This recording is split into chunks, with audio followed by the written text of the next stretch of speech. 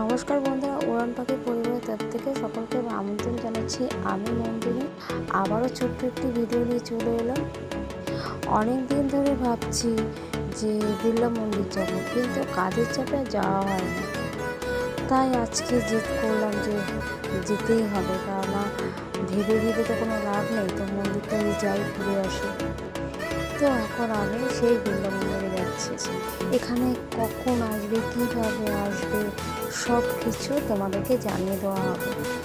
তো ভিডিওটা স্কিপ না করে চলো ভিডিওটা শুরু করা যাক।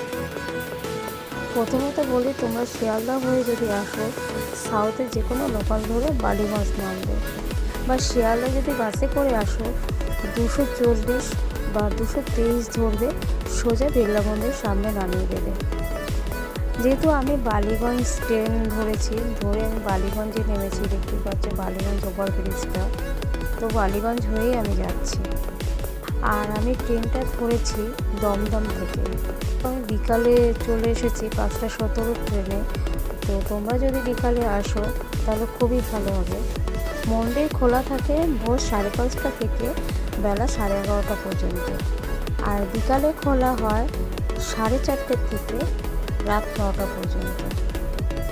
তোমরা যদি বাসে করে আসো, বাসের নাম্বারও তোমাদেরকে বলে দিলাম, 240 বা 223 ধরবে, ধরে তোমাদেরকে বিড়লা মন্দিরের সামনেই নামিয়ে দেবে। যেহেতু আমি ওখানে জিজ্ঞাসা করলাম যে এখানে বিড়লা মন্দিরটা কোথায়, যেহেতু আমি ফার্স্ট টাইম যাচ্ছি তাই জিজ্ঞাসা করলাম। অনেকে বললো যে তুমি হেঁটেও যেতে পারো, বা লাল যে মিনি বাসগুলো আছে সেখান দিয়ে যেতে পারো। আমি দেখলাম ওই যে রাস্তাটা তোমাদেরকে দেখাচ্ছি, ওখান থেকে বাস ধরলে, তাহলে লাল মিনি বাস বা যে কোনো বাস ধরলে বিড়লা মন্দিরের সামনে নামিয়ে দেবে। তো আমি ব্রিজের শেষে গেলাম। একজন বলে ব্রিজের শেষ মাথায় যাবে, গিয়ে ওখানে দাঁড়ালে ওখানে লাল মিনি বাসগুলো আছে, ওই বাসে করে তুমি বিড়লা মন্দিরের সামনে নামতে পারবে। তো আমি সেই অনুযায়ী আমি পুরো ব্রিজের শেষ মাথায় গেলাম, গিয়ে আমি এখানে দাঁড়ালাম। দাঁড়িয়ে তো আমি ওই ফুটে চলে গেলাম। চলে গিয়ে বাস ধরলাম, বাস ধরে আমি সোজা মন্দিরের সামনে এসে দাঁড়ালাম। আর দেখতেই পাচ্ছ এখন মন্দিরের সামনেটা, আমি ডাইরেক্ট মন্দিরের সামনে এসে দাঁড়িয়েছি। বাসটাও মন্দিরের সামনে এসেই দাঁড়াবে। এটা হলো বিড়লা মন্দির। 1970 সালে বিশিষ্ট শিল্পপতি বিড়লা পরিবারের দ্বারা এই মন্দিরটি নির্মাণ কার্য শুরু করা হয়। 1996 সালে 21শে ফেব্রুয়ারি স্বামী চিত্তানন্দজিরাজ মহারাজের দ্বারা এই মন্দিরটি প্রাণ প্রতিষ্ঠা করা হয়। এই মন্দিরটি 44 কাঠা জমির ওপরে গঠিত। এই মন্দিরটি ভুবনেশ্বর লিঙ্গরাজ আদলে এই মন্দিরটি গঠিত। বিশাল এই কাঠামোটি মাটি থেকে কিছুটা উঁচু বেদিতে নির্মাণ করা হয়েছে। আর দেখতেই পাচ্ছ আমি মন্দিরের সামনে চলে এসেছি। আর আমি অনেকদিন থেকে ভেবেছিলাম, তোমাদেরকে আগেও বলেছি এখনও বলছি, যে আমি মন্দিরটায় আসব, কিন্তু আসতে পারছি না একটাই কারণে, যে এতটা কাজের চাপ। তারপরে দেখতে পাচ্ছ ওয়েদারটা এত বাজে, এত বৃষ্টি হচ্ছে, এত পরিমাণে বৃষ্টি হচ্ছে। বৃষ্টির জন্য আসতে পারিনি। আর বৃষ্টির জন্য কোনো জায়গায় ভিডিও শ্যুট করতে পারছি না। কী করে বেরোবো এই বৃষ্টিতে? আর বৃষ্টিতে বেরোলে শরীরটা খারাপ হয়ে যাবে, ঠান্ডা লাগবে, জ্বর আসবে। আর এই ওয়েদারটা চেঞ্জ হচ্ছে।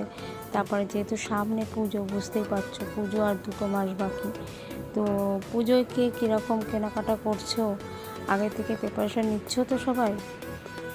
তো পুজোর সময় সবারই ভালো থাকতে হবে, তাই না? আর দেখো মন্দিরের সামনে রাস্তাটা, যেহেতু আমি এই ফুট দিয়ে এসেছি, এই যে গাড়িগুলো যাচ্ছে দেখতে পাচ্ছি, বাসটা চলে গেল, এই বাসটা ওই বাস স্টপে থামলো, থেমে আমি ওখানে নেমে গেলাম। ওখান থেকে নেমে জাস্ট 2-3 মিনিট হেঁটে মন্দিরের সামনেটায় আমি চলে এসেছি। যেহেতু আজকে ওয়েদারটা খুবই ভালো ছিল, সেই কারণে আমি বেরিয়ে পড়লাম তড়িঘড়ি করে, যে না যাই, যা হয় দেখা যাবে। তো তড়িঘড়ি করে বেরিয়ে পড়লাম ভিডিওটা করতে। এখানে জুতো রাখার জায়গা আছে, কিন্তু ব্যাগ রাখার জায়গা নেই। আর একটা কথা তোমাদেরকে বলি, যেহেতু আমি বাইরে থেকে শ্যুটটা করেছি, আমি ভেতরে ভিডিও করাটা অ্যালাউ নেই, ফটো তোলাও অ্যালাউ নেই, ভিডিও করা অ্যালাউ নেই। তো আমি বাইরে থেকে ভিডিওটা করেছি, যতটুকু পেরেছি ততটুকু ভিডিওটা বাইরে থেকে করেছি। ভেতরে ঢুকলে মোবাইল সুইচ অফ করতে হবে, অফ করে ভেতরে গিয়ে ঘুরে ঘুরে দেখতে হবে, কিন্তু ভেতরে ভিডিও করতে দেবে না, ফটোও তুলতে দেবে না, ভিডিও করতে দেবে না। অনেকে ভিডিও করেছে কিন্তু কীভাবে করেছে বুঝতে পারলাম না। যাই হোক, আমার ভিডিওটা তোমাদের কেমন লাগছে প্লিজ কমেন্ট, লাইক এবং শেয়ার করে দিও। আর যারা নতুন আছে সাবস্ক্রাইব করতে ভুলো না, সাবস্ক্রাইবটা করে দিও। আজকে এই পর্যন্ত, ওকে বাই, টাটা।